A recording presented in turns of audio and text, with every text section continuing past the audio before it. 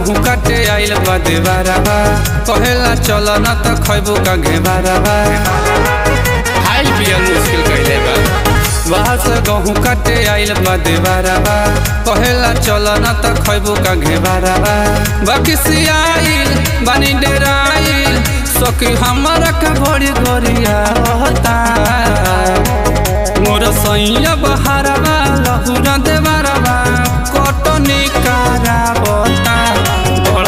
बड़के टिकोड़ा में हाथ लगावता सैया बहारबा लहुरा देवाराबा कटनी करावता बड़के टिकोड़ा में हाथ लगावता।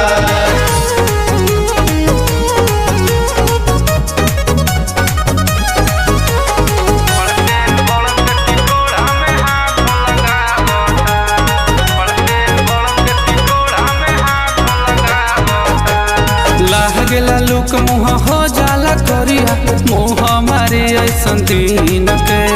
बाजा में धोके गुरही बनावे बोझा बनेला गिन गिन के का कहियो बड़ा गजब कइले बा लाह गेला लुक मुँह हो जाला करिया मुँह मारी ऐसन दिन के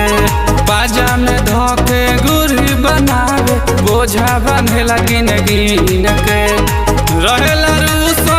बवे न सुख सखी जबरी हो दौरी करावता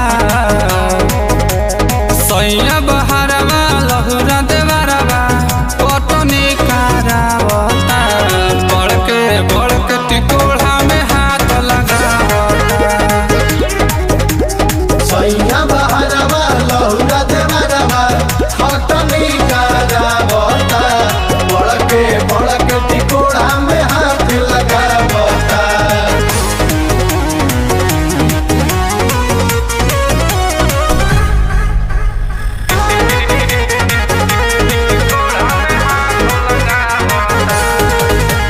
सीजन में हमारा के दुख बड़ा देला रख देले बारे गीज के ऊपर से नीचे ले छूटे पसेना पानी पीले फ्रीज के पानियों का सीजन में हमारा के दुख बड़ा देला रख देले बारे गीज के